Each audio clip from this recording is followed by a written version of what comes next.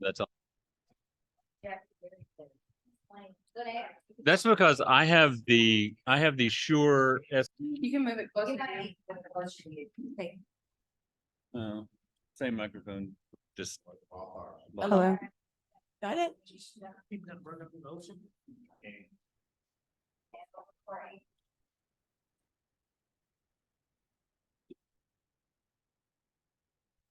all right, we're good to go. All right.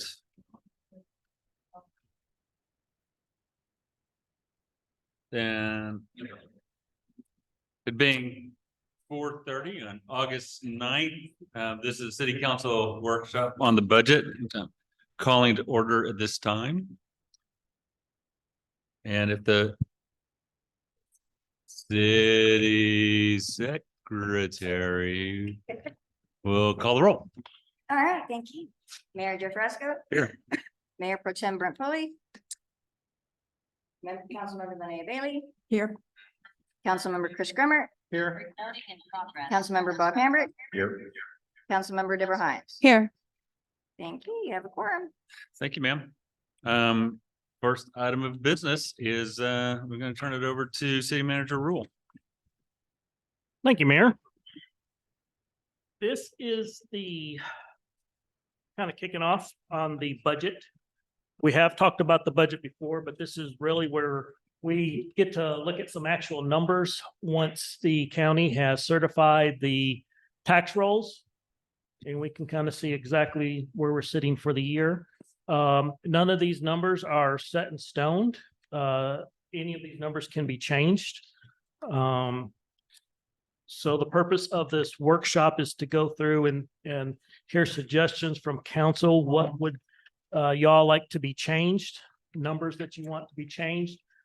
Just remember that if you want to add money somewhere, it needs to be taken away from somewhere.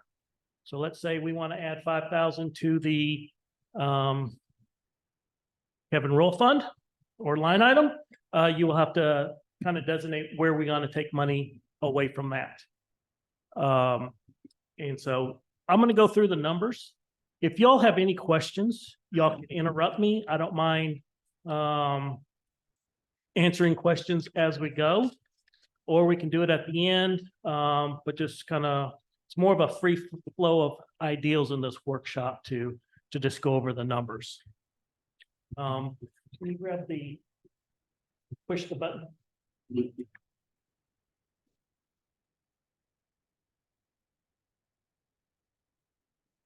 So first of all, what's required in a budget? And this is the first time I've done budget with y'all, so I'm going to start out at the very beginning and work our way through there. First of all, it's an itemized comparison between expenditures and the proposed budget and of this year versus last year. You have to have that in the budget. You have to show what last year's budget is and what your proposed budget is this year. It also must show the estimated amount of money for each project or expenditure, which we have in this budget as well. Also in the budget, a complete financial statement that shows outstanding obligations, cash on hand in each fund, all funds received for ensuing year, estimated revenue available to cover proposed budget, and the estimated tax rate needed to cover the proposed budget. So we all have this in our budget. Can you click the next one? So this is the proposed budget. So it is prepared by the budget officer, which is the city manager, which is me. It has to be filed with the city secretary at least 30 days before the levy of the property tax. It was submitted to the city secretary on June 27th. So that means that we could not actually adopt the levy tax until 30 days after June 27th. It also has to be posted on the city's website and available for inspection, and it has been, and it is. And then the cover sheet, the proposed budget raises more property taxes than in the previous year, and this one does as well. The next button, please. Budget adoption. The budget is adopted after a budget hearing, but before the tax rate adoption. So first you have to approve the budget, and then you vote for the tax rate. And the city may levy taxes only in accordance with the budget. And the city may only spend funds in strict compliance with the budget. So once you set the budget, that is where the city is projected to spend throughout the year. Okay, that is what you're giving authority to spend in that category. And also, there's a recorded vote. There's a separate ratification of the vote if more property tax revenue is raised. And then there's a cover sheet for the adopted budget. And there's a statement in the budget that says that it raises more or less or the same amount of property taxes in the previous budget. There's a recorded vote and various tax rates are included in the cover sheet, and then it's posted on the website. So that's all the fun stuff that we get to do. There's also some other stuff in here that we'll go through as we go through the timeline as well, which is the next slide. So here's our timeline. So right now we're on August 9th. Submit tax rates to council. We'll be doing that at our regular council meeting at 6:30. But before then, the tax rolls were due July 25th from the county auditor. We got those certified. The proposed budget was filed with the city secretary on, July 27th. We're submitting the tax rates to council. That is the TNT calculation and also the certified values that we have received. The next city council meeting on the 23rd, we will actually vote on a proposed tax rate. That does not set the tax rate. That is the proposed tax rate that you cannot exceed when you vote to do a tax rate. That amount that you propose is then put onto a form that is put on our website and put in the newspaper for the notice of the public hearing. So you see on the 31st, whatever the proposed tax rate, there will be language in there along with calculations on the proposed tax rate, and it will be published in the newspaper on August 31st.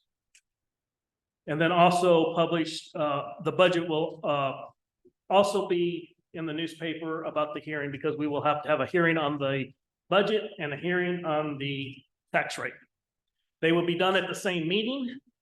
And then hopefully at the same meeting, we will have the public hearing and then we can vote on the budget and the tax rate. The public hearing and adoption will happen hopefully on September 13th. If not, we can move that out. And then the tax rate public hearing adoption is also on September 13th. So all things go correctly and well, we will be done with budget on September 13th. Y'all have any questions? Okay. So let's look at the next slide. And this is the property tax calculation from 2022 versus 23-24. 23-24 is the tax year that we're fixing to go into. This year's tax rate was 0.1839. The proposed tax rate is 0.2000. The no new revenue tax rate from last year was 0.187. This year is 0.1647. The no new revenue tax rate, in essence, is if we received $1,000 this year, we are going to see that same $1,000 next year when you include the increase or decrease in property taxes. So it's supposed to show apples to apples. We got X amount this year and you do the no new revenue, basically you're going to get the same amount the next year. No new revenue M&O rate is the maintenance and operations rate. This is what funds the city's daily operations. Last year it was at 1135. This year, the no new revenue M&O rate is 0.1649. So in order to get the same amount of money, the M&O rate would be 0.1649. The voter approval rate is the amount of a tax increase that does not exceed 3.5%, including the incremental unused increments from the previous 3 years. If you go above this amount, then the citizens can do a petition to have an election. But as long as we're under the voter approval rate, there is no need for an election. So last year's rate was 0.1861. This year is 0.2705. So in this budget, as I said, the total new tax rate is 0.200. That's made up of two portions. The first portion is the M and O portion. And we have that budgeted at 0.1023. Last year's M and O rate was 0.1152. So we actually have a reduction in the M and O rate.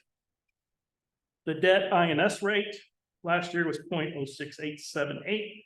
This year is 0.0977. If you add the, yes, ma'am. I did have a question about that. Yeah. I didn't mean to interrupt you Yeah, though. go ahead. That's more than the 2-cent increase that we've been talking about with Staple. Yes. So can you explain?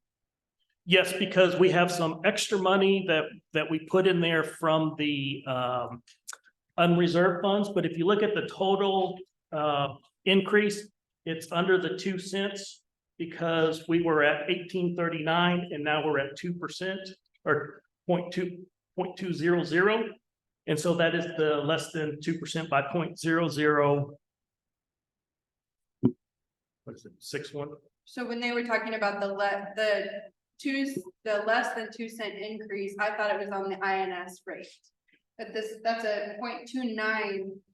When it was estimated, but when we issued it, it came up a little bit more. But yeah, so you're 0.068. It's 0.29. 0.29 more, yeah, Okay. 0.0029 more. Then what was the estimate? So you've adjusted in the M and O to compensate to only do less than 2-cent increase. Correct. Yeah. Correct. Okay. So we can keep underneath that amount. Any other questions? Okay, so next slide. So here's the proposed budget by fund, and this is the first year that the city has had actually different funds. Normally, it's all been in the general fund and been segregated from there. But this year, the general fund budget is $929,680. The reserve fund is $131,625. Debt service fund is $346,741. That is principal and interest on the new debt that we just issued. That's our annual payment for that. PEG funds are the public education funds that are restricted that we can't use, but we still receive, and it's segregated and we really can't use it for anything. And then the capital fund is a little over 4.9 million. And that also includes the road construction that we're fixing to get started in the next couple of weeks. So on the next slide, let's talk about revenues. Here we have last year's revenues from fiscal year 22-23 versus the proposed budget in 23-24. What I did here is just looked at historical numbers and also actually looked at what we're receiving this year.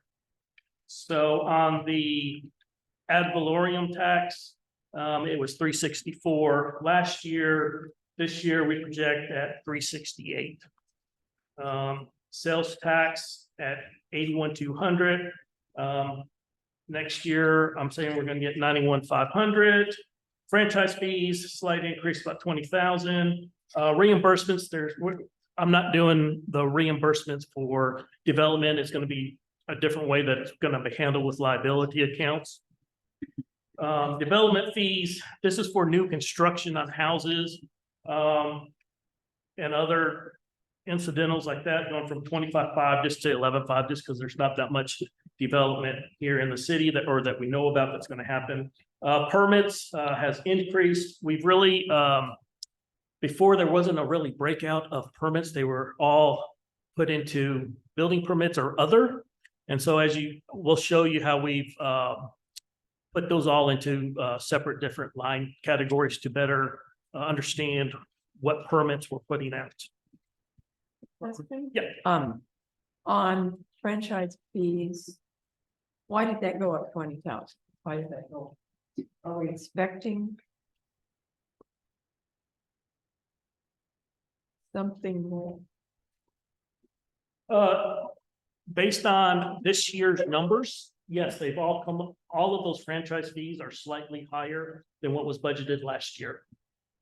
Okay. So they're all gonna come in higher than this year than what was budgeted. And basically what I've done is we've received 3 franchise fees for first quarter or the last quarter of the year, however you look at it. October through December, January through March, and April through July. And so we have 3 quarters, so really I just divided by that 3 and times it by 4, and that's kind of the number that we came up with. It's not a huge increase in any one. You know, electric is what, 300, cable is, 4,000, excuse me, cable is 4,000. Water is 6,000, and so it's just incrementally increased on that. One other quick one on that. Golf course franchise fees. There's nothing, at least we had been getting $500. Yes, I don't know anything about the golf course fees Okay, or franchise fee. Wasn't really contract. I mean, I never found anything in writing that said, okay, Yeah, we're gonna do this. I think it was just like, oh, here's, you know, like, you pay us $500, that'd be great. I have questions on the slide. Yes, What is the increase in other anticipated revenue? I imagine the interest account was a large part of it. What There- is? yeah, there's only two items in other, and that is, our interest has dramatically increased. And so, you know, last year it was budgeted at 2,500. Next year it's 70,000. And then also we're going to probably receive our federal money from the ice storm. Okay. Sometime next year, and so that is in there as well. And then one more question. Do you feel like the sales tax increase will raise more than that? Because I believe the golf course is anticipating their restaurant to be done. I mean, I get the idea of under. Yes. I don't want to put it in there and commit those funds until they start coming in. Okay, I've seen too many times where, like a Walmart was coming into a city. And so they budgeted all that sales tax and something happened with the permitting or the corporation, and all of a sudden they delayed it. And so they were counting on that income and it didn't happen. So until we actually receive it, and it's a steady or determinable on a monthly basis or some set amount that you can do some analysis on, I wouldn't include it. It'd Okay. just be icing on the cake. So on the ad valorem tax, I mean, it's basically flat. Correct. Is that based on changes from the legislature and homestead and all, or? No. Because it seems like, you know, with all the, you know, appraised values that everybody's houses went up, that tax would be significantly higher. Correct. You remember, there's 2 parts of the taxes, the M&O and the INS. Right. The M&O is staying flat, or actually, yeah, staying flat because we reduced it from, the no new revenue should have been 0.11, but our new revenue is 0.10. So actually, it should be less than this previous year because we lowered it, because no new revenue is the exact same amount. The increase is totally on the debt side. Okay. And I'll say this too, the way they calculate the no new revenue tax rate, where you or the TNT calculations do not correspond with how you calculate the number in the budget. Because as y'all know, the TNT calculation is 9 pages long, and they add in stuff, take stuff out, take in value loss, all this other stuff. Whereas the tax rate does not. Also in the TNT, you know, they take out the new property value as well. Whereas in the budget, it includes it in there. So that's how we can go down from the no new revenue rate and be less, but still be slightly above where we was last year. And I'll show you on here in a minute that actually new income that we're producing by raising that tax rate from 0.18 to 0.20, it's 124,000 is new income that we're going to receive. And I'll show you exactly where that corresponds to here in the budget once we get into the debt service.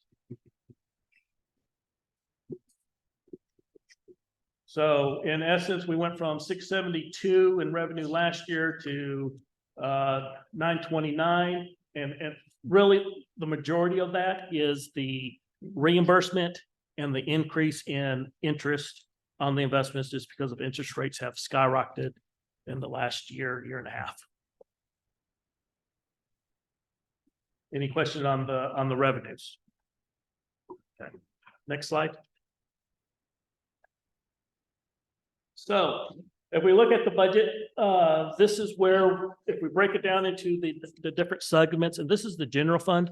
This is what supports the city with basic services. So we have personnel services, office expenses, professional service, area care and maintenance, other operating utility, municipal court, community and boards, which is new, and then other.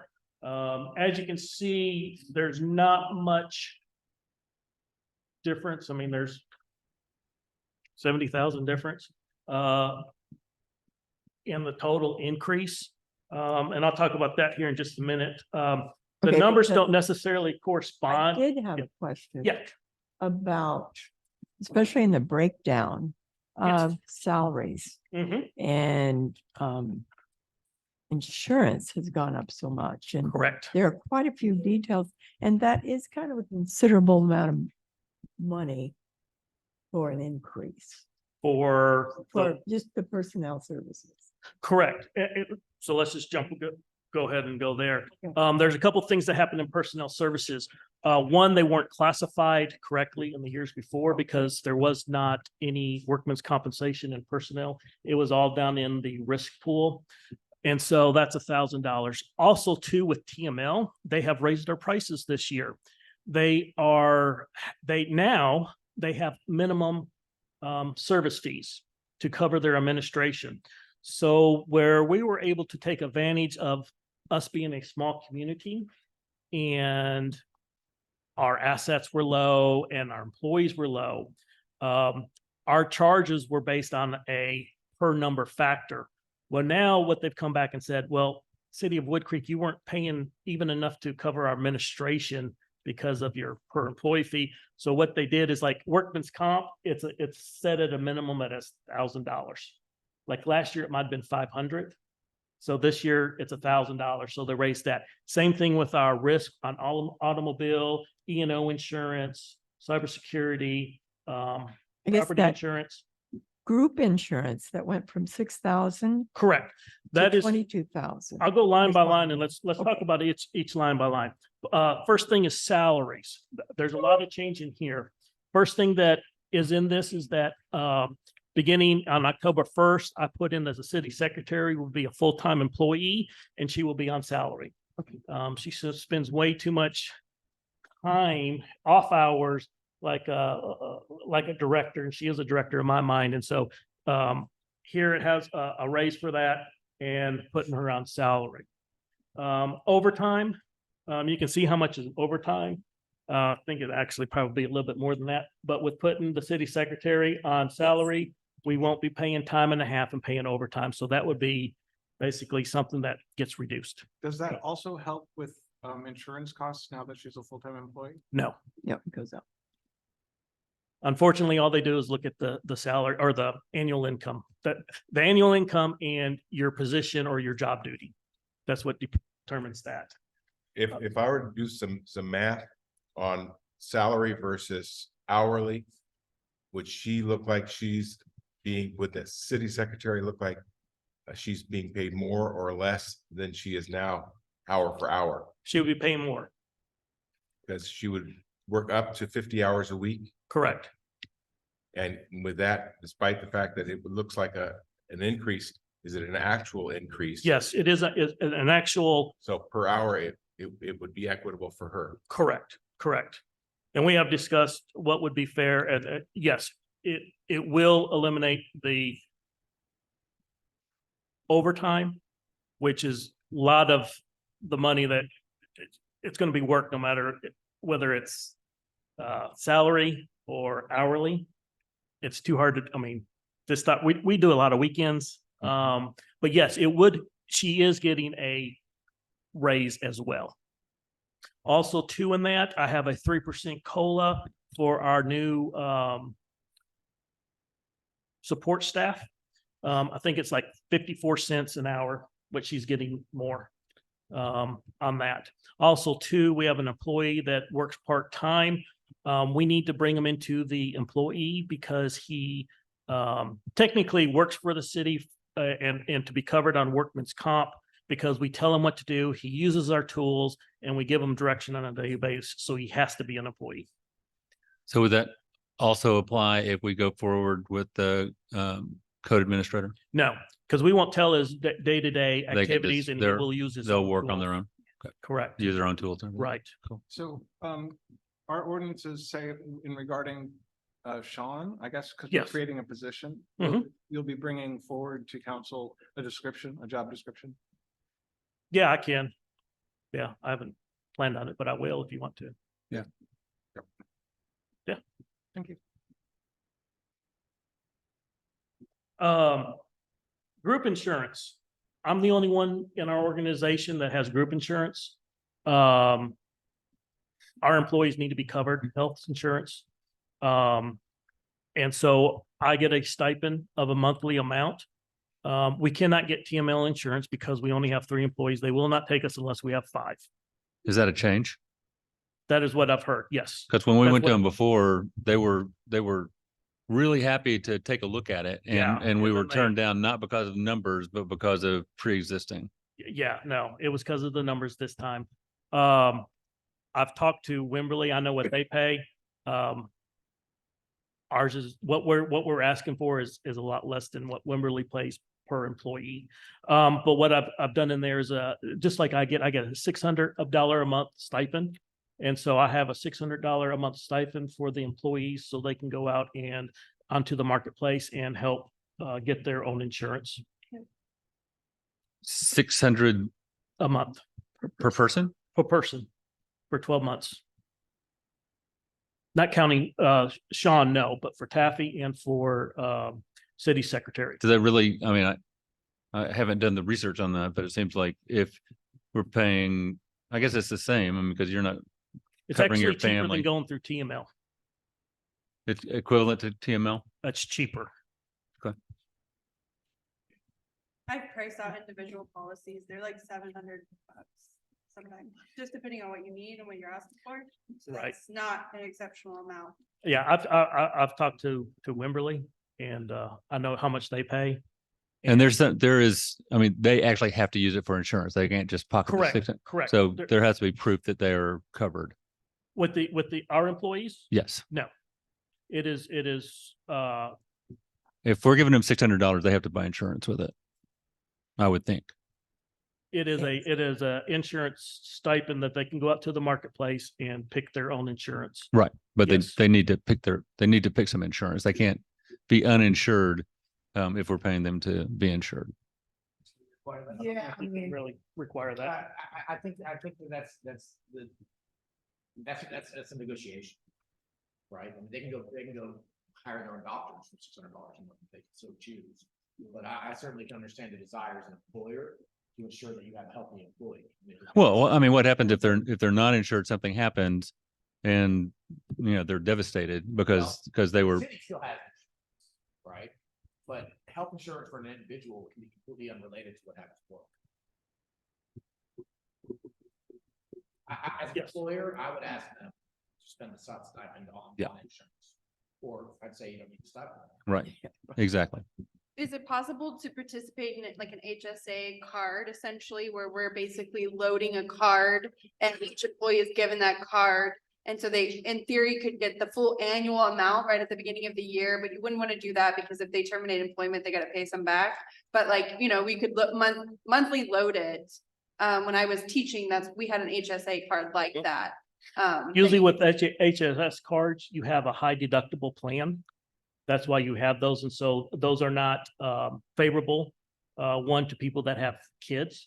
Because when they have the sniffles, you have to pay all the money up No, what I'm front. saying is are there programs where we can participate in that card-like system for our employees, where basically we have a health savings account for each employee. They get a card that you can use it on, and it's got limitations for health, like you can use it for the doctor's things or buying glasses or dentist appointments, but you can't go to HEB and buy groceries with it. Yeah, it's my understanding if you have a HSA card, you have to have a HSA plan in place. And so you can't, we would have to pay for the HSS plan in order to do the card. So those expenses would actually increase.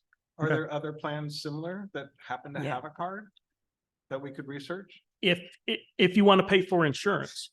Now, we can go out to the open market and go to Blue Cross Blue Shield or whatever. It's going to be a lot more expensive if you try to do this. This is a bargain. The $600. No, I don't, I'm just telling. no, I'm I not, mean, there's, not disputing that. yes, we can go get insurance, but insurance is very expensive. And on an annual basis, it goes up between 8 and 15% annually. Oh, I know. So. Yeah. I guess I'm not understanding. I'm hearing that there's this idea that we could load a card that makes it restricted to somehow just medical expenses. And that we could load it monthly and we give it to the employee and then Well, here's the difference. If I load a card and I go to the doctor, okay, I don't have medical insurance, so I'm not under the Blue Cross Blue Shield pay schedule. So my doctor is going to charge me $200 for an office visit because I have strep throat. Okay. Whereas if I have insurance through Blue Cross Blue Shield, they're charging me a copay of $30. Also, too, if I get that money and I can go and pick my own plan, I get to pick my deductible and I get to pick my out of pocket and I get to pick my family total. So if I don't have kids, I can do a totally different plan than I've done it. That's why I had to do it. And so we did one where we have the deductible, but we can take our kids every week if we need to. And that deductible is really low because my kids get the sniffles and we go get them. So you're missing something here because if each employee has $600 to spend on insurance, Mhm. They're going out in the market and determining whether, oh, I want an HSA plan. They can put their $600 into an HSA plan. Correct. Oh, no, I want a PPI. I want an HMO. Correct. I mean, they're making that choice. I Correct. just want to ensure that they're making a choice.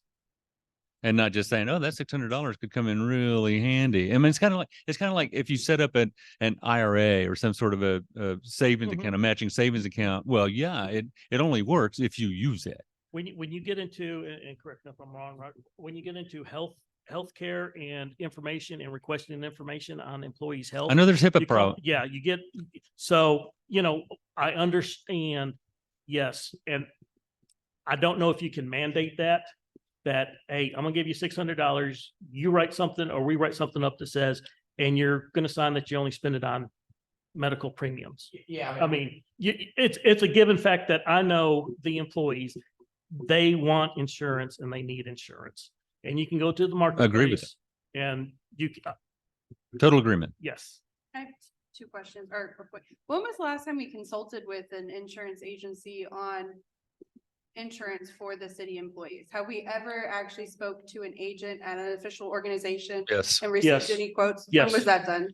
We got. TML Yeah. about a year ago. Okay, I meant like an actual third-party agency outside of TML. Nobody will take a 3-person unless you can not go a to Blue group. Cross. Yeah, you can go to Blue Cross Blue Shield. It's just like if you had your individual practice. No, I understand. I'm And just you- saying we've never consulted with a third-party organization. I about have. Seeking private insurance. for Yeah, the no, city. no. Okay.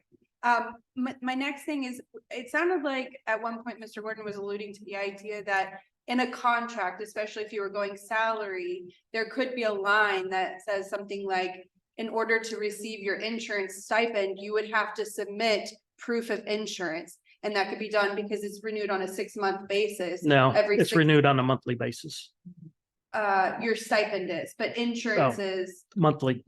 Okay, well, mine's renewed on a 6-month basis. but Okay, what- mine's monthly. I Okay. go month to And month. my doctor's offices all asked me to renew my insurance on a 6-month basis. I have to resubmit to them. So Mhm. that seems like a reasonable requirement. Mhm. If you wanted to do it monthly, I'm sure it just seems like more paperwork, but it seems like something we could easily put into contracts with people. And obviously, maybe we can't renegotiate Taffy's at this point because I would it's not up, advise but- against that. And it doesn't have to necessarily be a contract, right? An employee who's not at work because they choose not to have insurance, right? And gets sick and it's out, 8 weeks out of the year, is an employee that next time they have a review, probably isn't going to get as positive reviews as they want. This is all part of y'all's employment capacities as a managerial organization. that wouldn't file under some kind of like discrimination for health. No, I mean, that's part of the job Yeah, description is show you, up. you come to work and you're expected to be there. Now, but if you get sick and you're getting paid insurance, but you can't go to the doctor for some reason, yeah, that's room for termination because you are unable to perform the duties of the position that you were hired for. Okay.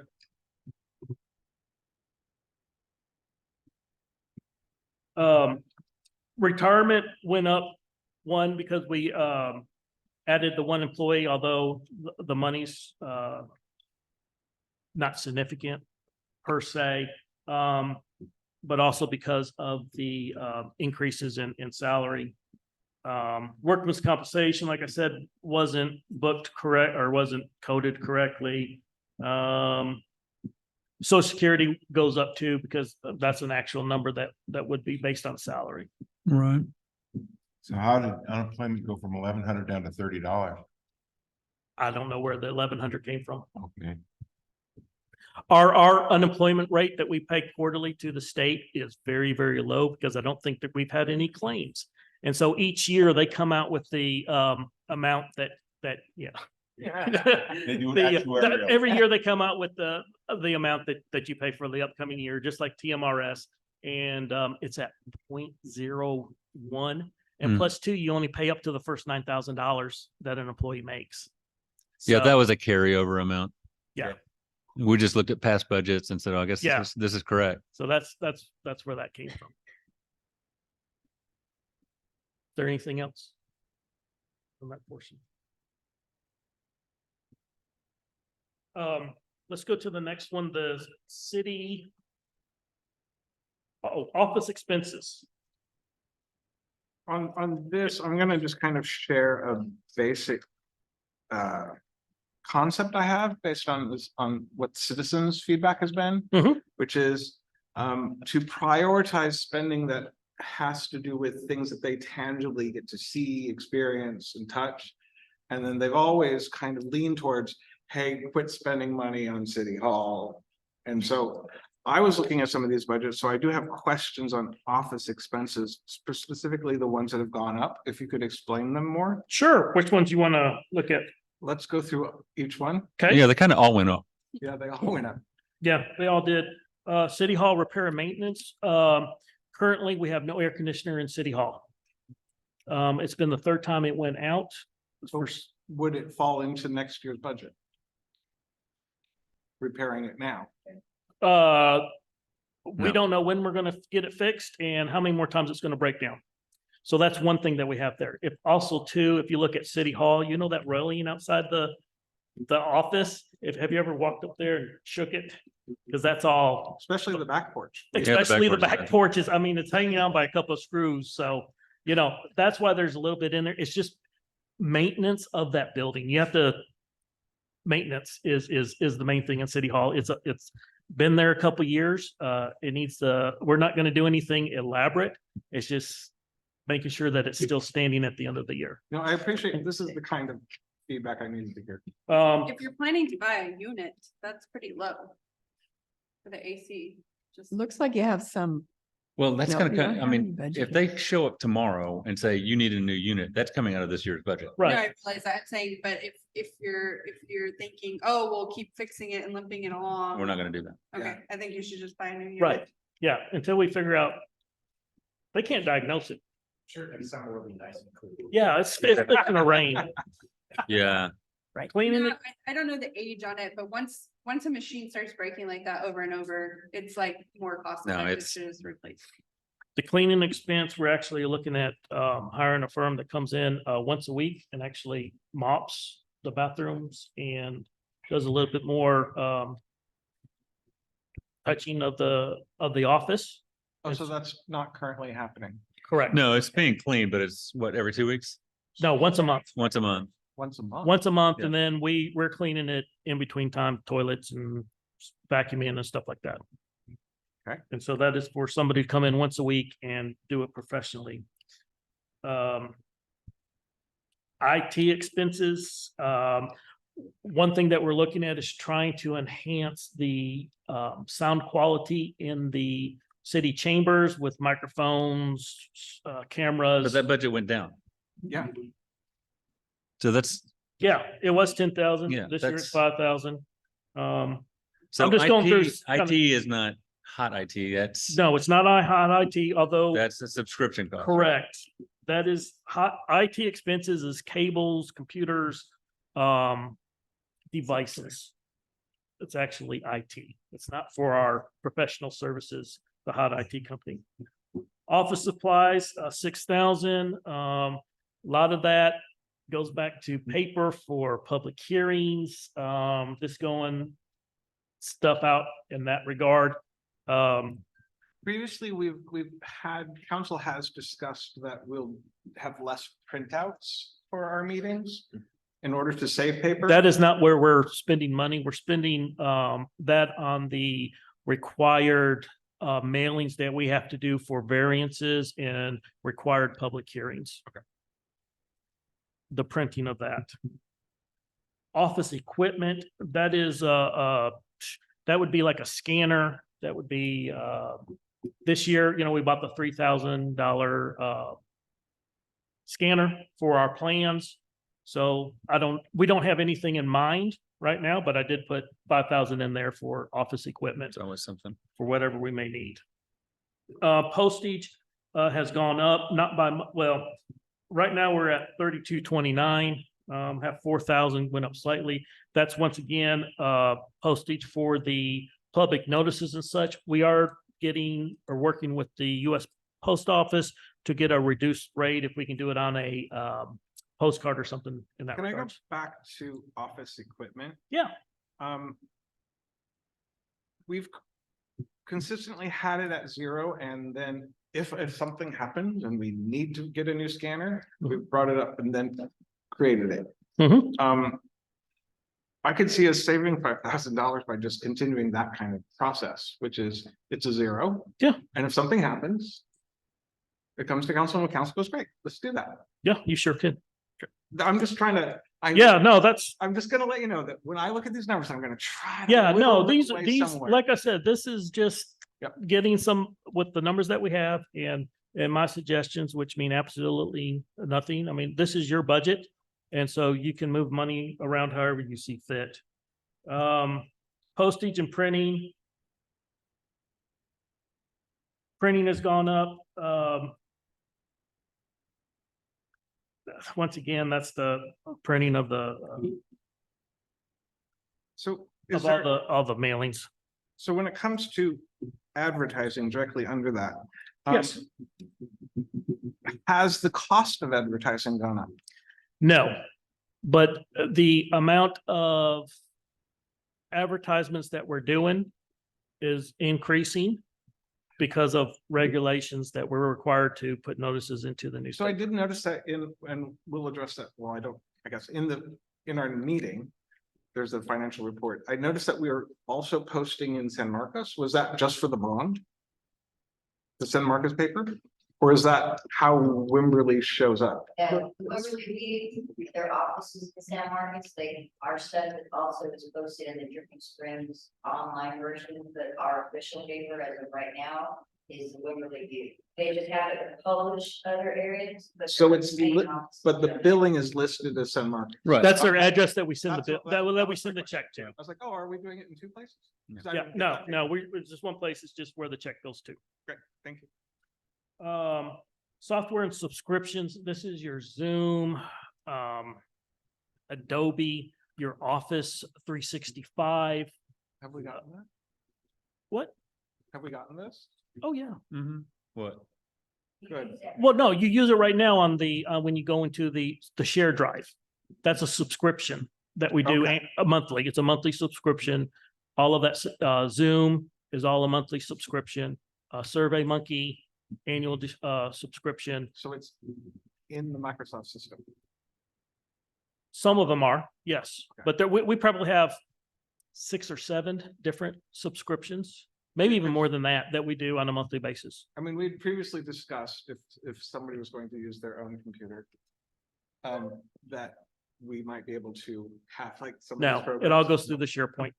Okay. Because we have to keep track of it, or we have to have record of it, so it has to stay in SharePoint. Yeah, the 365 is a necessary evil. It's not terribly expensive per user. No, it's not. You know, 10 or 15 No, bucks I'm maybe. totally appreciative that we have. it. Email, I can email adjust- is another subscription that we pay for. Email so shouldn't be a separate subscription from 365. It's a different line item. Because we For have. Hot IT, Huh? we pay Hot IT for all this? Yes. It's broken out by each product that we use. Okay. Website design. This is to redo our website with a brand new website.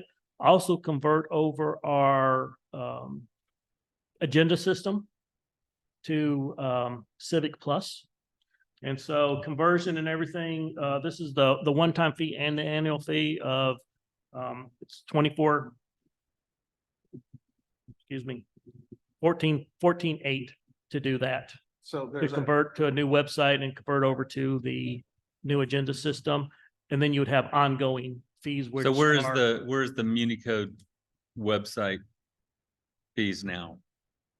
They're We at, pay, is that also in software and subscriptions? yes, that's in Okay, software. so and sub- shouldn't that go That's- down in that that's line 8 item? That's 8,000 that we're paying for a year in that. Right, so shouldn't that 24,000 go down by 8?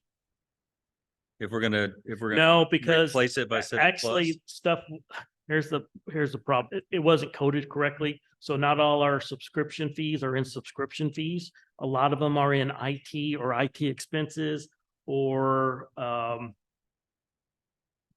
in the IT services. Also, Hot IT went up, right, this last Yeah. year. Uh, Well, it did, but I guess it's Okay. in that budget already, the old budget. Remember, they went up. Yeah, Right now, we're paying for Municode and for Civic Plus, it's around 8,000 a year. Once we convert over to the new website, it's around 4,800 a year. So once you pay the upfront fees, it cut it in about half. to clarify on the 14,800, there's an initial fee. Correct, to the setup design fee. it, and is that the whole 14,800? And then I heard next year. No, there'll be that a- is the whole thing to convert. So that's a one-time thing. That's the one time. That is a one-time fee and the annual fee, What is the annual fee after that fee? 4,800. Right now, we're paying, So 10,000 for the design. yes, is that a professional doing the design or is Yes. that y'all? using- no, okay. it's professional. We, basically, they take everything on our website and convert it over to a brand new look with the, they call it expanded menus where you pick on government or departments and it has all the little things. So we'll be able to, everything should be 2 clicks. And so that's where we're going to get to, because right now we have the drop-down menu and then there's all the little things and then we click and then we click. Yeah, it's going to be a lot more beautified, if that's a word. This is and what a lot Wimberley easier did a for- couple of years ago, right? Do what? This is what Wimberley did a couple of years ago. Yes, and it's, yes. Wimberley just, yes, it would be similar to the way Wimberley's or Blanco's look. Hmm. They recently done it. Bulverde recently did theirs too. It's just a lot cleaner, just totally updated. It looks like. And then FundView, we've already passed and approved. That is the one-time fees.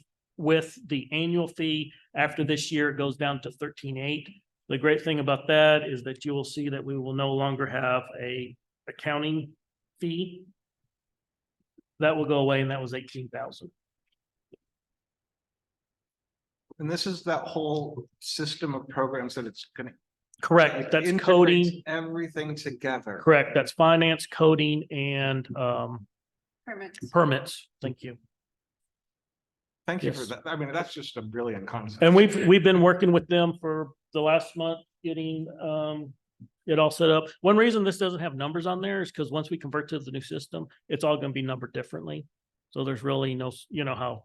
So that's why I didn't put numbers, because I didn't want you try and go back and in 3 months and trying to match it up, because it's not gonna match up. It's gonna be So coded we're gonna need differently. a lot of more explanation next year when we compare Yes. this budget to this budget. Yes. Because the numbers. Actually, Wimberley has FundView, and I was over there talking to their Mhm. city manager, and he was on there. They do their budget on FundView, where it's not done on spreadsheets. It's actually done on the computer and the reports and everything. So yes, it's going to be a big asset and time saver once we get converted. Okay.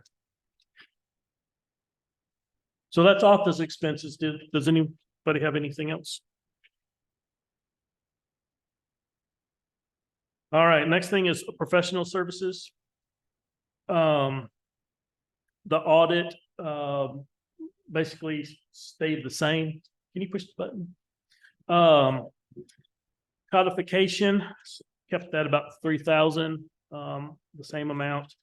Contract labor, there's not gonna be contract labor. That's where, currently Sean's getting paid. That 4,600, that's actually being moved up to to personal services.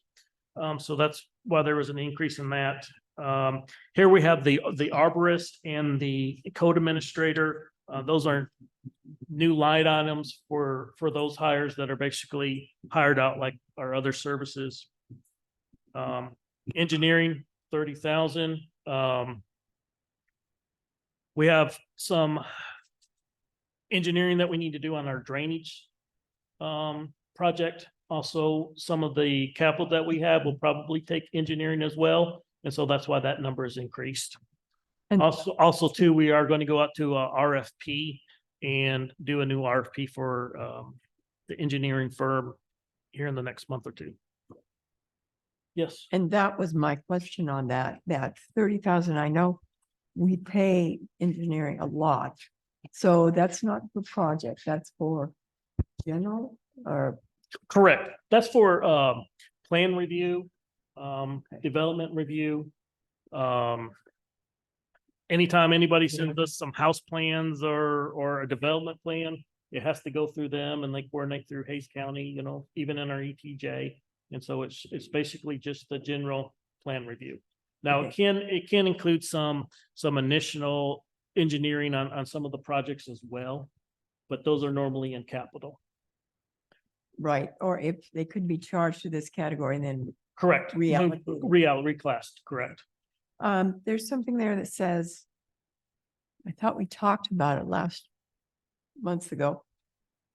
Mapping, Correct. we wanted a new map. Do what? Is that going to be? Correct. We are not going to use who we're currently using. We cannot get anywhere with them. And we're going to have to go out and find somebody to do our map.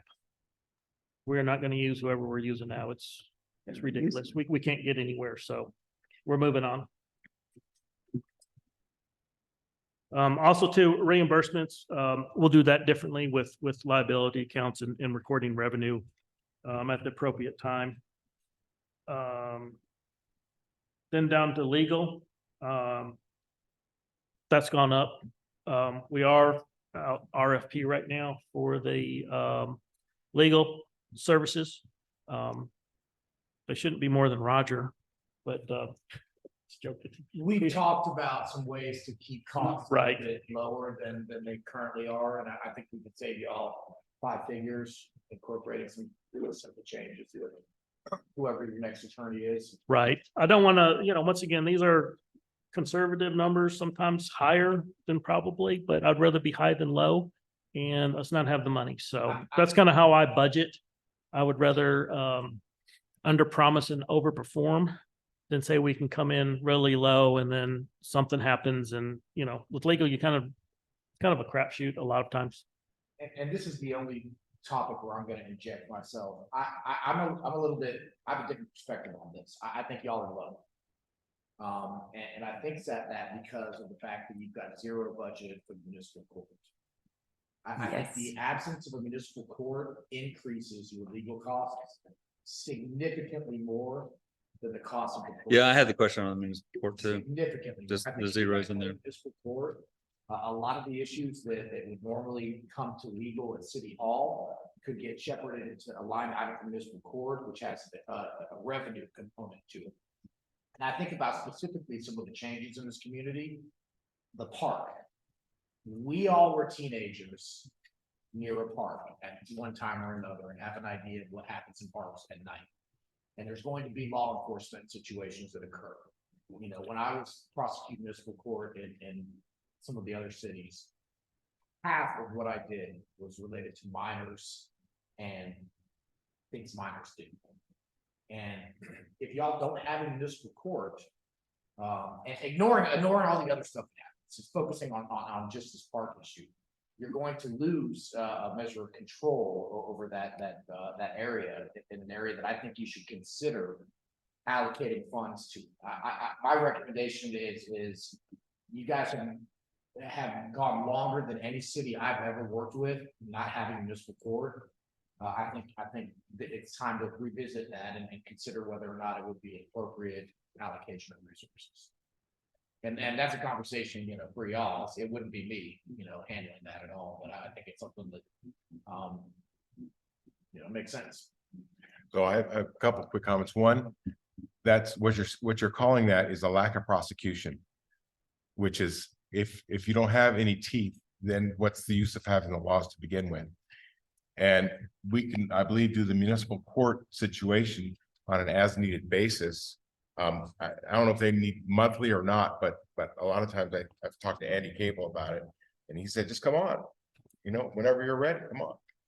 So, and that would be an as needed, I believe, and not a monthly cost. Yeah, I mean, we met, and granted, it's been 4 years or so since I had it, but you know, the municipal court that we did, you know, it was 3/4, maybe, you know, more than that, speeding, you know, and the types of traffic enforcement. But municipal court was also the mechanism that we used to handle a lot of the nuisance issues with some of the housing and whatnot. And you guys have some topics that are going to require a referee. And you don't want the referee to be in City Hall, right? A judge that comes in every 2 months or 3 months, you know, for 2 hours, you know, I think would provide y'all with a lot of the tools that are missing today, addressing some of the issues like code enforcement, traffic enforcement, parking enforcement. And so, you know, my suggestion would be to have continued dialogue on that. So It was in my notes. just to keep on this thread, because I think it's pertinent, if we jump to page 9, where it talks about the municipal court, we currently have zeros or no numbers there. If we restate what we previously budgeted last year into that, That's nowhere close. that's not where it goes. Okay, No, it's nowhere close. Nowhere close to actual It would, costs. it would cost more than what we budgeted. Right. Those numbers are way low because you also have to, in that, you also have to get software and you'll also have to. I thought the software was You covered do? in the new software. Well, no, every module is different. So it's an add-on that if we say, oh, we're gonna get a municipal court.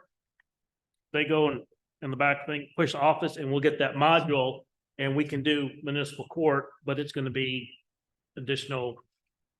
However much money, I don't know. Judge, law enforcement. That's just the software. And then your prosecutor is 100 and something an hour. It's on the RFPs that we receive, but let's just say $150 an hour for that. Judges normally about 800 to 1,000.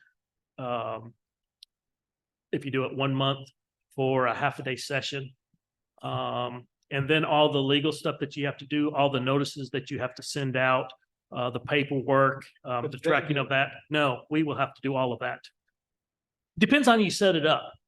Now, if we can run it through. Yeah, if we do it, no, if we have it on the program, we have to do it all. We have to have the records. We'll have the collection agency, we'll have to send out the warrants and get them signed by the judge. You have to keep track of all of that. When the warrants go to the judge to sign, he'll have to look over those and all of that. So municipal court takes a lot. I mean, it's a full We've talked- department. Now, we've talked for 2 years with Wimberley about ability to share. They say, Correct. well, you know, we've got it, we just never use them. Yeah. So they've got it, you know, they've got it on the books like this, it just never comes up. Right. Right. And if you could get a flat fee and piggyback on Wimberley, I mean, I can't imagine, I was just telling them that. The operations of municipal court were a nightmare for the 15 or so years that you know, I was helping the city. And that's a reason that most cities have dedicated municipal court clerks, right? I mean, it's a full-time job. And so if there's an opportunity for y'all to piggyback on Wimberley, by all means, do it. Could we include? Because you've been in discussions, Mayor, with the city of Wimberley, and you kind of know what those figures were. Could we is there some kind of disclosure that we're not allowed to have? No. Put It's just that, for- it's just that when we first started talking to Wimberley about, you know, sharing those resources, there was a different city manager in place. And came back with a proposal that, you know, we knew that they weren't actually even using their municipal court. And so all of a sudden, our 50% share of these new expenses was like, you're crazy. I mean, first of all, we're not gonna have the same need as a city several times our size. So let's be fair with that. Then he leaves and now we start talking to the new city manager. And it's just like, yeah, we sat down with Andy Cable and negotiated with him on what it would take for him to be our municipal judge. And it was $1,000 a month. That was his quote. And that was 2 years ago. So is that y'all having your own court? that would be him being our judge. Yeah, and you know, that it has all of the additional ancillary costs of. The court room. Process and management and law enforcement and Right. paperwork and whatnot. You know, I know that they're in a conversation with having an interlocal with Wimberley and sharing. And you know, again, I'll leave it to y'all to figure out what's appropriate, but it's certainly worth the conversation. Well, I would at least like to put some number into that category. Yeah, I guess I was kind of confused to see it was zero because we've been having the same conversation for so long about this necessity. And at the end of the day, I'm not really sure what's holding it up because we've literally had this same conversation now 3 or 4 times. So whatever next step needs to happen. And do you have a number that you're estimating? I'm hearing 15,000 from what y'all have said just today. You know what I mean? And I can officially, if y'all ask Wimberley to allow y'all to piggyback every other month, you know, they charge you $2,500 a month or whatnot, you're on the target for that number. Wimberley doesn't have a court. Well, and I think the idea here is. They use, They do. they use cables. So I'm sorry to interrupt, but Wimberley does that. Their council room is actually considered a courtroom as Mhm. well. So Okay. Well, They designate- whatever we need to do, we need to do it, if that makes sense. Like whatever the holdup is, let's go ahead and get that on the next agenda or what, you know, whatever the next step is. Besides adjusting the budget line item, which Okay. I'm saying 15,000, sounds like. I'll look, Yeah. yeah, let me do the numbers on there because But it municipal also has- it courts- also has a revenue. yeah, it has a revenue component, but it's not going to cover municipal court. No. Municipal court is normally a money loser Absolutely. department because it's not for that. Cost of governance. Municipal court is not a revenue center. It is, because you can't go out there and say, hey, we're losing money on courts, so go write more tickets. You can't do that. And so, but yeah, I'll come up with some numbers. Besides, Um, we don't want to penalize, like, you know, Right, generate no, money off of no, people no. for penalties. That's Right. the wrong mentality. No, and we can, but there's a lot of, yes, there's a lot of moving parts with court. It's just not saying we're gonna do court next month. There's a lot of legal stuff you have to do. You have to have a municipal court clerk. They have to go to school for a But if week. Wimberley, but- like if we're piggybacking on Wimberley, this is also saving our city staff some time. Right, if Wimberley will do it for us.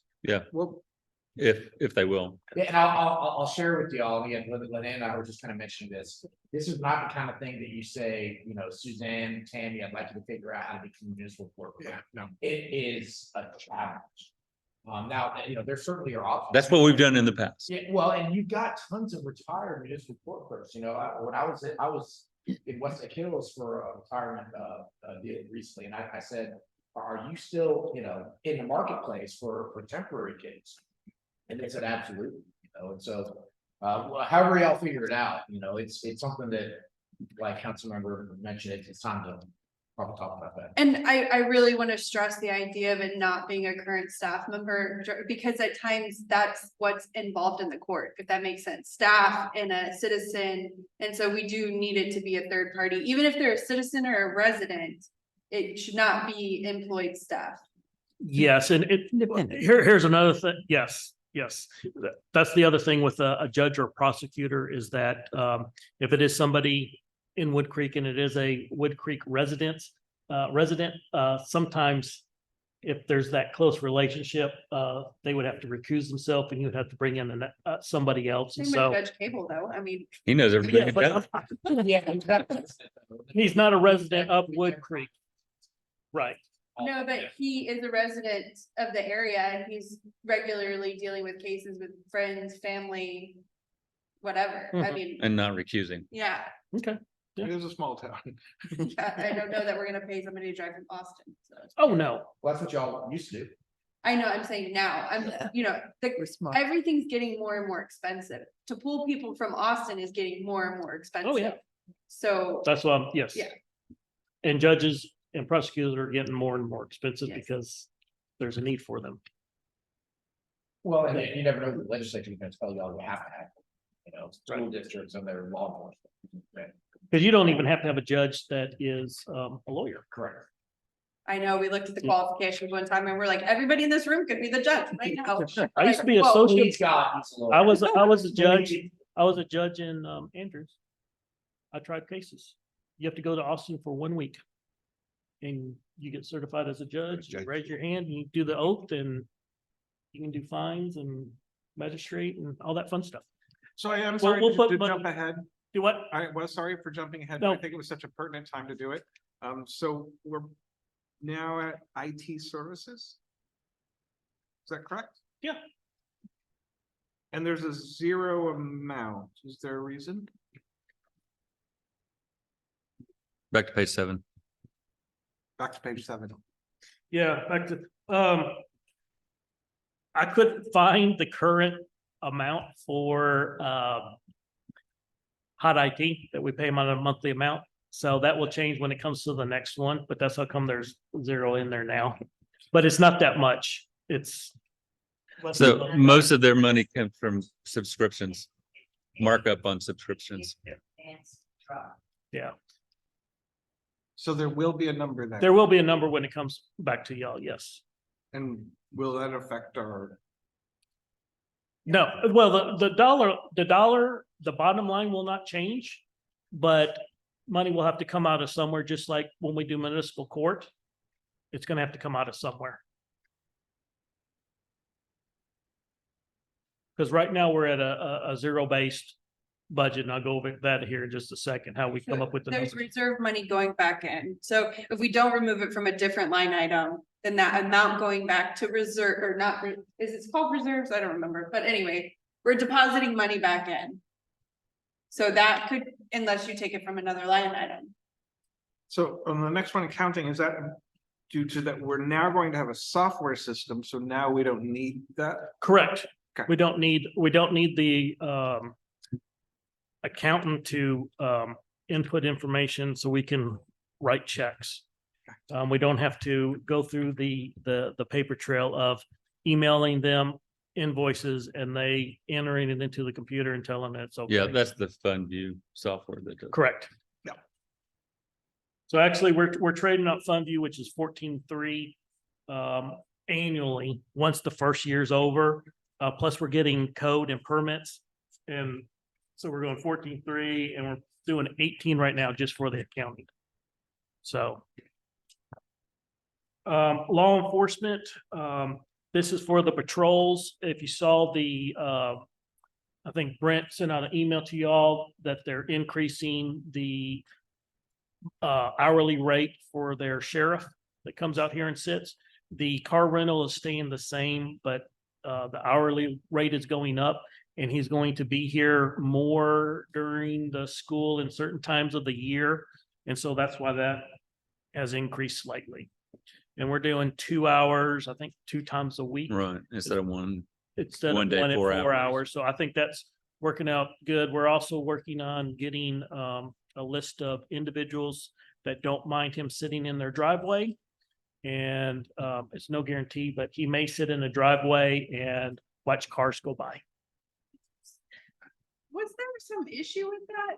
Somebody, do you remember that? It was going off online about how the officers sitting in private driveways and policing is potentially problematic. Consider the source. Yeah, it's not. I don't remember exactly what it was, but I didn't I dive did. into it, but I was just like, huh, No. that's interesting. I wonder if we're like.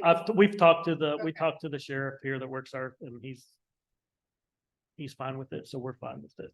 And he's actually encouraged and thrilled that he has some new places to sit and watch traffic go by. Especially as school starts and you can really see from the numbers that Brent pulls out, or even Jeff here, that during school time in the morning and afternoon, everyone cuts through on Wood Creek Drive. Yeah, because Jacob's Well and Blue Hole. Right. It's the only way to get to both schools and drop. Exactly. And you can see the increase. The drop off times are very, very close, same with pickup times, so. Exactly. We watch them on Augusta Drive and they come through in little groups of 3 or 4 because that's when the light lets. Mhm. So 3 or 4 cars get through the light, they come down Augusta Outlet Road. So, yeah, and I think, so that's pretty much, that 17 is pretty much spot on what calculated, 2 times a week for the entire year with the increased amount. Ad valorem tax, that is what we pay the, tax office to collect the, property taxes for us. They build a pro-ration formula of all the cities that they do that for, and ours is roughly 4,000. Inspections, that's gone up a bunch. How they were accounting for it before, it's weird. But we have a lot of inspections and that number is going to be more closely looked at, because if you look at the revenue side back on page, look on page.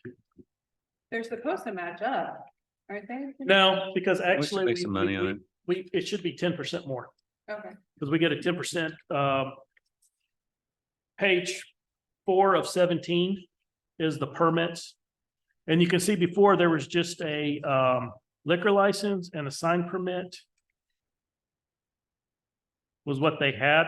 And now we have fence permit, pool permit, deck permit, shed, variance, special event, fireworks, solar panels, and other permits. So we can better coordinate what permits we're putting out so we can kind of see where our time's going, rather than, oh, it's a fence permit and it's going the same place that a deck permit is, or a whatever, or a tree permit. Right now they're all going in the same box. the tree ones are free though. Correct, so we don't charge for those.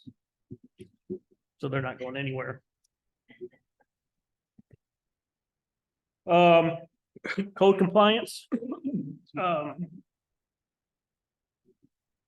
That's with our new code compliance. There'll probably be some expenses once we get the code administrator. Would it be different or separate from what the programs do? It'd be separate because the 8,000 is only for salary. Whereas this is for ancillary, whatever may come up that he may need. Oh, but not the software, like you said. No. Correct. This is That's- for the individual that is doing code enforcement. They may need Clipboard. a clipboard, yeah, or something, some yellow tape, or I don't, whatever. Kind of a Some pepper spray. pepper spray, yes. That's something you can't get off the shelf. And the- One thing that we're gonna do is we're gonna get sticky on things for their vehicle. Good. So they can be known. Also too, I'd like to get some shirts that actually has the Wood Creek name, so they know that, hey, this is a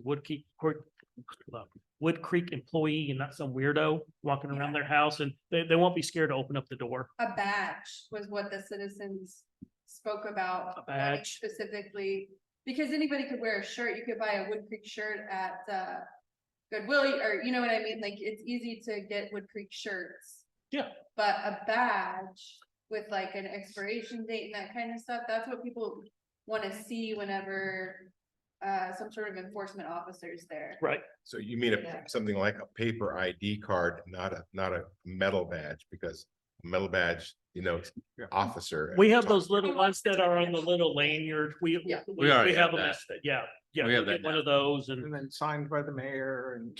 Yeah. whatever. Yeah. Something that might be a little hard to reproduce, especially if you had it in your hand already, that I can take a picture of and my embroidery machine can do. Yeah. One quick question. Yeah. I saw the ad valorem tax. You've mentioned before that, on our bond, we're gonna have some excess funds that will be earning money at 5%, let's Correct. say. And our cost of the bond is 4.3%. Correct. And on that incremental difference, we have to pay tax. No. No, If- okay, If you don't spend a certain percentage of the bond and there's money left over after 3 years, you have to do arbitrage. It's called arbitrage on the bond. But we have 3 years to spend that money. okay. So we're good until that time. And then there's different percentages that you're required to spend it, but we'll have at least 3 years before we'll have to do any of That that. out, okay. Thank you. Anything more on professional services? Area care maintenance, Sorry. yes, we are.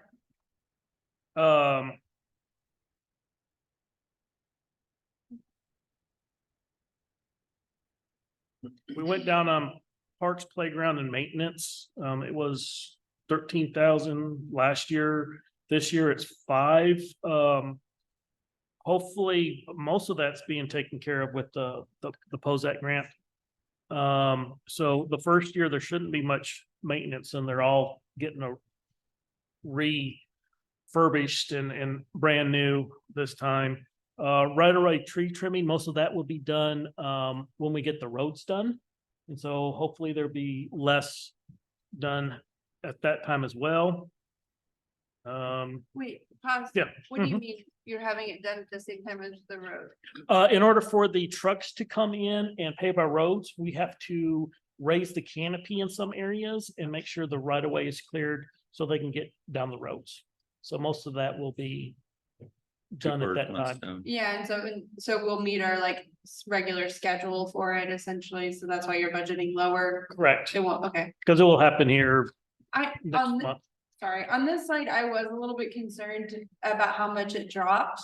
Specifically, like the containment to me needs to stay high, especially because we have now been told by all the tree care professionals in the area that I expect oak wilt to boom after the ice storm cleanup situation that occurred. Mhm. And how basically, inexperienced crews were being brought in to do lots of high volume work. Mhm. And so that's, I think we want to keep that high. And we are supposed to be addressing Oakville on Stonehouse Circle and potentially with the golf course. These are like pending items for us, pending business. So I'd like to see that go back up. On the I'm a golf, little- on the golf course. Just, I Which- think we need to budget more for Oakville containment. I was actually gonna say even maybe consider doubling. To 30. Yeah, because, I mean, we know we have hotspot areas. Some of them are even very close to some of our green spaces and our public parks. If we treated them, we could save those trees potentially. And I know that the tree board, this has been something they've been discussing about a very specific Oakville hotspot on Wood Creek Drive. And how that's very close to like the triangle and that Stonehouse Circle island. So that's an item I think we should bring up, just knowing that we are facing that problem in the next Okay. couple of years and it's expected to boom. I was, the green space and landscape maintenance, I looked at what we've been spending and obviously we haven't really been spending them, but I would like to see us spending that money more frequently, and I don't mind it being decreased, but I also want to see us sort of reinvesting in our community spaces more and beautifying them. And, you know, as far as like Stonehouse Circle was this year's beautification project, it's kind of lagged with everything going on, especially with the trees.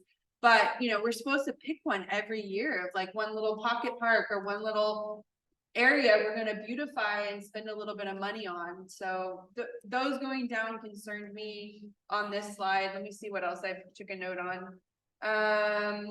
You explained the road tree trimming already. So yeah, it was those 3 items that I'd like to see us not only bump up a little bit, but also make sure we're actually following through with these improvements and programs and you know, keeping our community spaces looking good and beefing them up a bit. So that's oak wilt, green space and landscape. You want to Yeah. increase all of those. And you explained the parks and playground maintenance. I understand that being a little bit lower. I just wonder, is that, you know, are we in that fund taking into account any kind of like regular cleanup of a park? Because Clean up.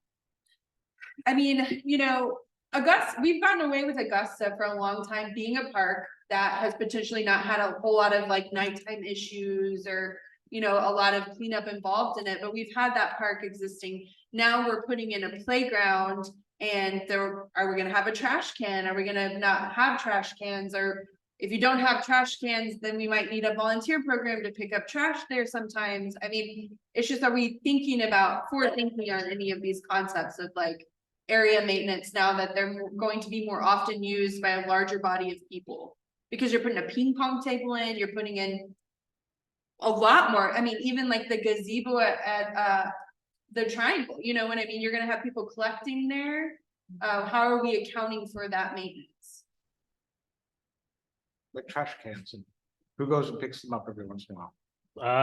I don't know, you know, it's kind of like you go into the forest, you know, what you pack in, you pack out. Augusta. I mean, that's just kind of, does say pack in, pack it out. that is kind of the tree board's mentality. They did not want, I don't want to speak for the tree board. Parks?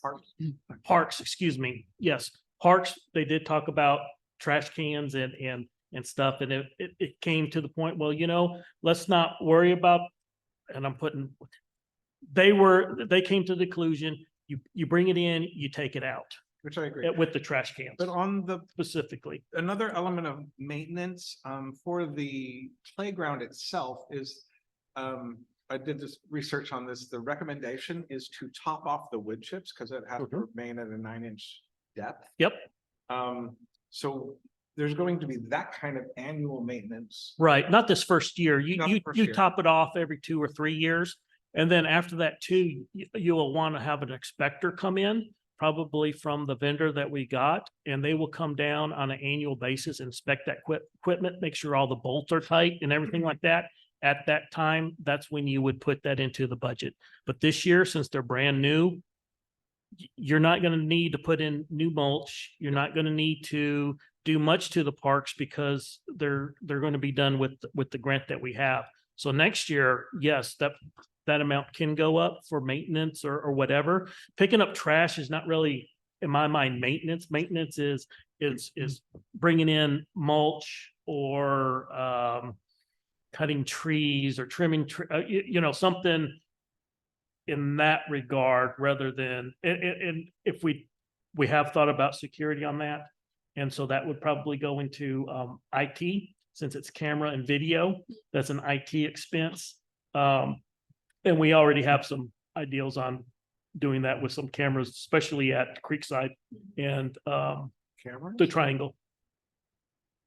Cameras at the playground? Yes, You would have to notify people that they're being filmed, but there's a little plaque you can put right there in front of there. Says it's not stainless about steel. vandalism and things like that. I know the golf course has had issues with it in the last couple of months. So we're going to be proactive, and I wouldn't expect that anybody would do that to our parks and be that unruly, but you know, So where would that go? Is that already, IT service or it's already been put in? IT expenses. So we've already put it in. Thank you for considering that. want to make a comment, follow up on Oakville. The citizens I've talked to find this to be a very important topic. So spending money in this category will get a lot of citizen support. I think it needs to be more. Street maintenance, there's $5,000. Are we going to create a street maintenance fund out of our bond money? Yes, that 5,000, it has been used for really just pothole repair. But yeah, going forward, street maintenance will be coming out of the street maintenance fund with the leftover money from the bonds. So can it be eliminated or do we just? Yeah, we can eliminate Okay. that if you all want to. Put it in Oakville. Yeah. there you go. It's a good place. Didn't we say 30,000 for Oakville? I would love to see that. That's the number I dream of.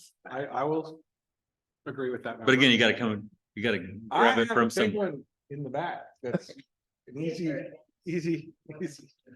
yeah, we gotta pick up the pace, y'all. Okay, All right, street sign, that's been equipment, maintenance, yeah, that mule, we just had it serviced and it was $1,500, I think, something like that. Had to get somebody to come pick it up. Other operating expenses, dues, memberships, So, that's. Yes, maybe go- we should, in order to speed things up, just, I believe we've all read this. yes, So maybe we can just like go, okay, from here on, let's just Go aim for the it. questions.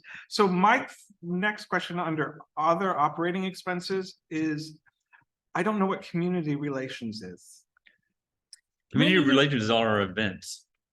That's like Arbor Day, that's Spectacular, Spooktacular, that's Not where all that anymore. money comes from. not anymore. no, Spectacular is under parks. I saw that. correct. That's what community relations has been paying for, Right. you know, the events that we do. In now, since there are specific events that we have, such as Arbor Day, Earth Day, Spooktacular, the Christmas Luminaries, we also, do what? Luminarias, Luminari. luminarias, What did I say? Illuminati.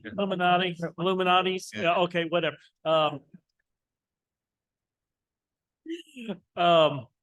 Also too, once the gazebo gets built, we would like to have in the spring some events down there for the community to come. And so it's just the ancillary, just like when we did Earth Day, we bought the hot dogs that we had down at the Triangle, just those little community events that And we that do. cleanup day, that, Cleanup day, exactly. okay, so just to clarify, it sounds like that the established events have already been budgeted into different like Correct. parks and this is more the, oh, we've Only Spectacular. only spectacular. No, so Spectacular and Arbor Day, Arbor Day is in trees. It's Yeah. only $1,000. correct, right now. it's 1,500. Oh, sorry. That's all they asked for, But this is more like, oh, this thing's come up, we need to get some hot dogs. correct, So it hasn't been in the past, it is now. Under the, correct, that you have never allocated money to, or specifically said, okay, Spectacular, we're going to spend $3,000. We did, so and that's, But okay, then it was in community relations. This time it is in parks, since it is a that's a parks program. Okay. The Spooktacular Parks, Pat Rawlings takes that on. Meets with everybody. That's Right. his little baby, and that's great. Same thing with the Christmas lights in the sack. And so they want to do that as well. So those, and then the tree board, they want to do the Earth Day, Arbor Day, and so they've asked for money for those that so we're gonna have a little thing for them here in the. on this exact topic where it's on page 9, the committee boards. We did create budgets, like budget amendments and stuff for these events. Could you punch in the numbers of what we did before? When we moved? No. No, because they're hidden somewhere? Okay. Well, we know what the budget has been in the We- past for spectacular and we know how much. well, we went basically to the, spent we on went Arbor to, Day. I went to Pat and said, how much did you spend on Spectacular last year? And it was like, well, somewhere around in here. And then, because they knew that they got the bouncy houses and they did a bunch of stuff, but it's not in, it wasn't coded Spectacular and then like had a bunch of, or even community events and they had a tag Spectacular and it was, you know, in the memo or anything. There wasn't no memo. It's kind of hard to, A lot of it was reimbursing individuals for Correct. their personal expenses. yeah. And A so lot it of didn't it's, get a lot of it, coded. Oh, I see. So the they coding went of to it was harder Walmart to and follow. bought some paper or ribbon and that was a reimbursement. rather than- But you could go to Karen Poe and say, you know, We you've did had a go- budget, you we- know. and that's she how we tracked came all up- that really well. That's how we So came Ruth up with Ann- the 3,000. So we know kind of, but the question is, do we need to back some of that money out of the 7,000? Since it's being moved into trees and parks, or do we leave it at 7,000 and you know, start planning some, I mean, like I've got the golf event I want to do. Yep. Yep, that's. We're having We've the- got the eclipse next year. That's Yeah. going to cost us. It's, I So mean, that's this community is your, relations. this is your budget. So, you know, you tell me, do we want to back that off or do we want to No. add to it? You know, I think when it comes to community events, this is, you know, we haven't had a lot of these in the last couple of years. We've been adding them and it's been very successful. And each time we throw something, this is go, yes, that was great. That was fun. That was fun. Let's do more. So I think, you know, we can be somewhat generous and once we get to something down the road, I will show you that we will have the money.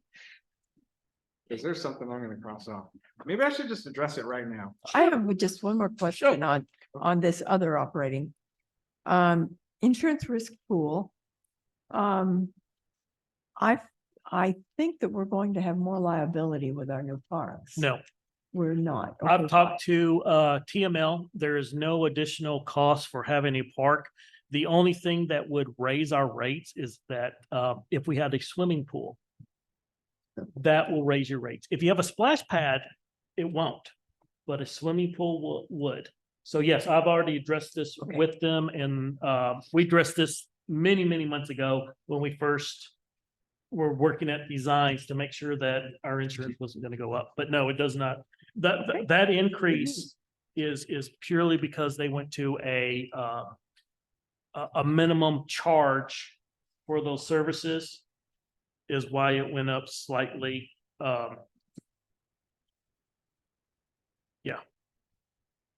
Yes, ma'am. So you asked us to send in budget requests. And I sent a list and then I have that you received it, but I couldn't find some of the things in here that we've been talking about, like I know we want to start doing green building incentives from the city directly. Mhm. And so we need an item somewhere for that to come from. Mhm. We've also authorized the Parks Board to look at potentially creating some sort of dog park.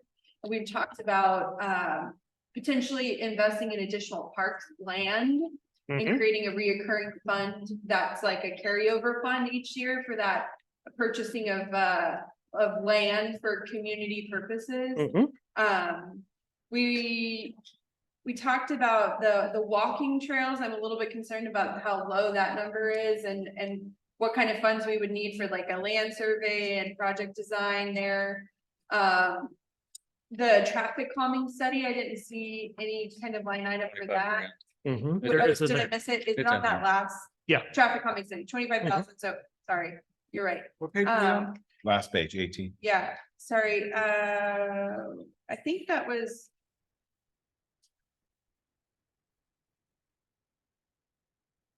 The conservation incentive. Yeah. You know, I took that on, so one of the things that we're talking about doing as part of the franchise agreement is asking Aqua to do matching funds for incentive program. So that if we budget, I put down 25K, but let's say we budget 10K, they come up with 10K, we got, 20 to help people buy rain barrels or whatever it is that they're going to apply to do. Yeah, so I guess it's just the So the green building incentives is missing, dog park, and then I was a little bit. Feeling like the walking trails was a little bit low. Those were my only additional comments that we have not, oh, and we're missing a contingency reserve. No, There's 50K in the contingency reserve. actually, we're adding to the contingency reserve. Can you? I thought I saw 50. Show me, Yes, 'cause it is on page, on your slide 16, it shows it at 0. right, your contingency reserve is actually, that's your fund balance. That's what it is. It's actually on page 8, and you can see that we're actually adding 131,000 to the reserve that's out of the general fund. That's just Balance. reserved for 3 months operating expenses. Correct, and that's what, well, plus two, then you, when you budget, you don't need a contingency reserve in there. There's no reason for it unless you can, I don't know of why you would need a contingency reserve. We've never, it's a contingency for a contingency that nobody ever, I mean, I have never budgeted for a contingency reserve. If you need money, it comes from the fund balance. Normally, The goal, I that- think, in the years past has been to have that money there so that, you weren't. Suddenly trying to, like, for example, if the ice storm hadn't been so expensive. The 50 grand that was in the contingency reserve could have paid for that and allocated for that instead of pulling from your reserves. You basically, the idea is budgeting for a potential emergency to occur and to have it. More accessible. I realize you kind of run the accounts a little bit different than they. Yeah, previously run. I've never budgeted like that. I don't like budgeting for that. If a big, just like our ice storm happened, there's stuff's gonna be happening throughout the year. We may get sued. Tornado may come through and, or whatever, flood or something. The contingency reserve, I've just never seen it budgeted like that. I have one that, We have plenty of money in fund reserve. the chip seal project has now been folded into our road project, Correct. but it still shows here on the capital fund overview. That is going to be moved. It needs a budget amendment and it will be moved into what's called an unallocated account within the capital project if you want, or we can move it back into fund balance. And then if it stays in capital in unallocated fund balance, the next capital project, like in a year or whatever, let's say we want to add it to the drainage project, we could always do that. I kept it in there because we haven't changed it. It hasn't been changed yet. So I'm gonna propose the big savings I've been kind of hinting at. Yeah. Previously, when a truck for City Hall has been put on a budget, Mhm. citizens were not happy. Mm-hmm. So it was removed from that budget. So I propose we remove it again, so we don't have citizens all upset. I'll tell you why $155. it's in there. This last ice storm, it would have been very nice to have a pickup truck to help with the ice storm. We have no way to carry the mule to the place to get it fixed. Also, staff uses their own cars to go do permits and to look at property. It would be nice if they had a city vehicle once again. So instead of just having a tag, instead of having their individual car or my individual car, we actually had a vehicle that was designated for the city for safety Yeah, and for the employees. I'm just saying that it's been on a budget before. Oh, that's And fine. the citizens were not happy, so why make them unhappy by putting it on the budget again? If council, if that's, that's one of the recommendations, just like the generator that we came through and that we really saw that we needed from this ice storm. But if council does not want to have a city vehicle, we can surely take that off. Yeah, I just think it's easier to convince citizens that $3,000 for a generator is good. $55,000 for a new truck. It's a pretty expensive. Why wouldn't you truck, lease it? too. If you were gonna do I it. thought the same. Same. Is it cost. possible for It's the not city to lease 55,000 a vehicle year to outside? lease the Yeah. truck. Yeah, Then can you don't lease have to worry nearly about maintenance, et cetera. You can get a really good quality vehicle for, I I'm guessing $1,200, well. Yeah, you can look $500 a at month. leasing a vehicle. I mean, small cities I work with will go to the county and purchase their, Used, yeah, their 3-year-old vehicles when they Right. flip, and So so. the school district holds auctions too. We bought a truck off that. That was a good truck. Mhm. So it was $4,000 instead of 55,000. Yep. Because they have the low mileage too often, so you can get like an older vehicle with very low mileage. Everything works, but it's a lot cheaper. So Mhm. just maybe the concept in our discussion is driven to just 5,000 and start there. I mean, if you're gonna buy a vehicle, 15,000, I would say is a good amount to get a decent vehicle, and then that would cover leasing if we were gonna lease, because, I don't expect you covering more than $1,000 a month, but then you're gonna have an added insurance payment for a vehicle. No. So you gotta have insurance. Yes, it's through TML. So they would cover. Correct. when We you lease a already, Vehicle, they have required insurance. correct. We have insurance. So- We have auto insurance as part of our TML policy. And although we don't have any city vehicles, we still have vehicle insurance. And that is because if we do have to use our own vehicles and doing city work, we are covered through TML insurance through while we're doing city work in our personal cars. Okay, good. So there wouldn't be an added insurance. cost Correct. if There we was didn't have- there's not an added insurance thing. I did want to concur with Councilmember Grumbert. The citizens that I've talked to, this expense for a car, especially a $55,000 one, is very unpopular. Okay. So if we can come up with a compromise amount. Yeah. Part of it is also if we're always expecting our employees, the city employees to use their vehicles. And they're not, I don't believe they're getting reimbursed. yes, they are. Yes. Oh, they are. Yeah. Yes, But even- they're being reimbursed for mileage. Yeah. Even still, it's nothing like being able to use a quote unquote county car, city car, and knowing that you don't have to worry about it being out on the road in the heat or whatever it is, or in the sleet and the snow, which is one of the things we've seen lately. Would you keep the mule or would you sell the mule? Oh, no, we'd keep the meal. They have two different purposes, Right. two different uses. Oh, we could, I mean, we can use yes, the mule is great. But you have to realize that bed on that mule can only carry so much. 4x4. And so, 3x3. yeah, 3x3. I mean, it's great for running around. I love jumping out and visiting the city, but to do any or hauling or whatever, it's really hard. You saw when we were in the parade, that little mule was working to do that. I'm just that saying thing. that you could find money there if you sold that, because how often would you use it if you had a vehicle with AC? I would never. Trade it in on a nice golf cart. Yeah, mules get places a lot and the mule is good for, hey, during the spring and fall, it's great to take the mule out. There's people out walking and I've stopped so many times and talked to people while I was on the mule. So, yeah, the mule is great and it has its purpose. So does a vehicle. So we'll take that money and reallocate it to those other places. So I'm gonna take a 15-minute break before we start the council. Yeah, then we lose our quorum. So what will happen is that I will go back with these suggestions. I will redo this, send it back out. And then the next meeting, we will be able to look at it again.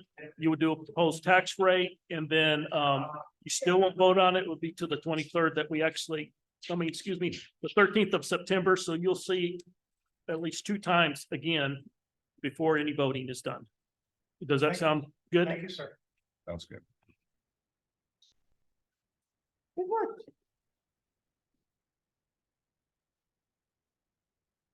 You put it in the workshop? I move Oh. to close the workshop. Yeah, close the A workshop second. at 6:14. I'm like, I didn't,